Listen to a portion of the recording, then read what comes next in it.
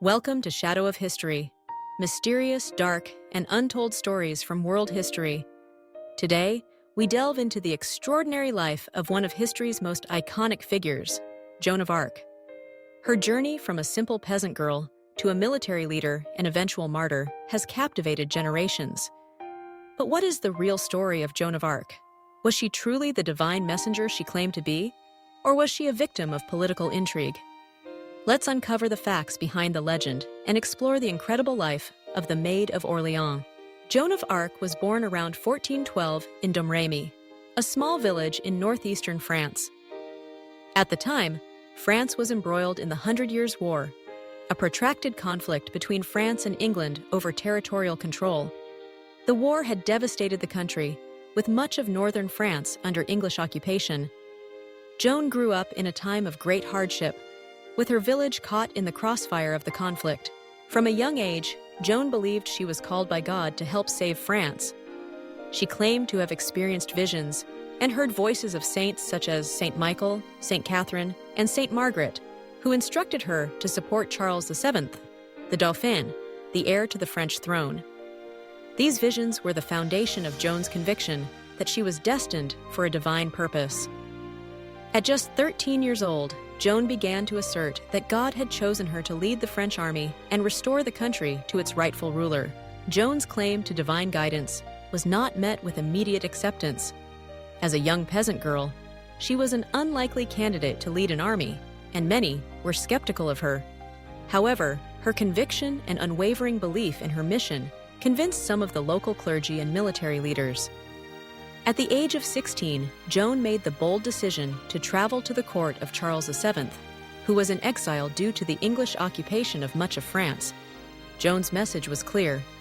She had been sent by God to help him reclaim the throne. When she arrived at Charles's court in 1429, her reception was cautious but curious.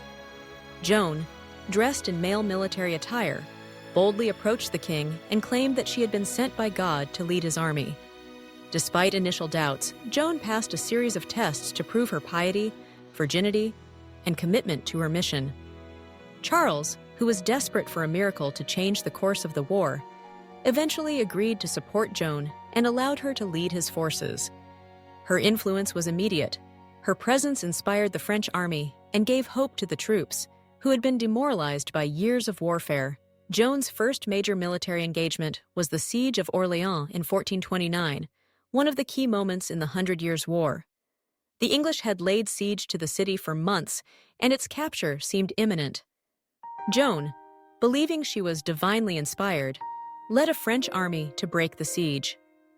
Her leadership, along with her ability to rally and inspire the troops, played a crucial role in lifting the siege. Within days, the French forces had decisively defeated the English, a stunning victory that turned the tide of the war. Joan's success at Orleans cemented her reputation as a military leader and symbol of hope for the French people. After the victory at Orleans, Joan continued to support Charles VII's cause. She helped him secure his coronation as the King of France in Reims, a significant symbolic victory for the French. Joan, the peasant girl who had claimed to be sent by God, had helped deliver the crown to the rightful king. For a brief moment, it seemed as though Joan's divine mission had been fulfilled, and France's fortunes had changed. However, Joan's success would not last long. In 1430, she was captured by the Burgundians, allies of the English, during a military campaign in Compiègne. Despite her bravery in battle and her status as a national hero, Joan was imprisoned, and the English saw an opportunity to eliminate their greatest enemy. They accused her of heresy, witchcraft, and cross-dressing, citing her decision to wear men's clothing as evidence of her supposed deviance. The charges were politically motivated. The English and their allies saw Joan as a threat to their control over France, and they sought to discredit her in the eyes of both the French and the Catholic Church. Joan's trial was a travesty of justice. She was subjected to brutal interrogation and psychological pressure, all while facing the threat of execution.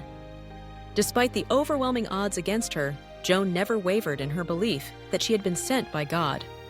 She defended her visions and her actions with unwavering conviction, even as the churchmen conducting her trial sought to break her spirit. In the end, Joan was found guilty of heresy and sentenced to death by burning at the stake. On May 30th, 1431, at the age of just 19, Joan of Arc was executed in Rouen, France. Joan's death did not mark the end of her story. Over the years, her legacy grew, and she became a symbol of courage, faith, and patriotism. In 1456, a posthumous retrial was held, and Joan's innocence was declared. The Church acknowledged that the trial that led to her execution had been unfair and politically motivated. In 1920, nearly 500 years after her death, Joan of Arc was canonized as a saint by the Roman Catholic Church, recognizing her as a martyr and a symbol of faith.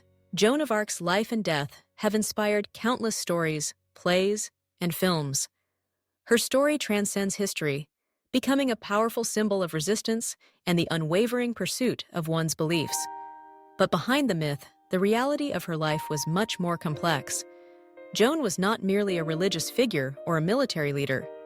She was a young woman caught in the intersection of politics, religion, and war. Her rise to power, fueled by her belief in divine intervention, is a testament to the extraordinary human potential for courage and determination, even in the face of overwhelming adversity. Joan of Arc remains a figure of immense historical significance, not just for her military achievements, but for the lasting impact she had on the course of history. Her role in the 100 Years' War helped secure the future of the French monarchy and ultimately contributed to the end of English attempts to control France. Joan's story is a powerful reminder of the power of faith, the importance of standing up for one's beliefs, and the extraordinary capacity of individuals to shape the course of history. Thank you for joining us as we uncovered the real story of Joan of Arc, from teen soldier to martyr. If you found this story as inspiring and thought-provoking as we did, be sure to subscribe to Shadow of History for more mysterious, dark, and untold stories from the past. Don't forget to like, share, and hit the bell icon to stay updated with our latest videos. Until next time, stay curious and continue uncovering the untold stories that have shaped our world.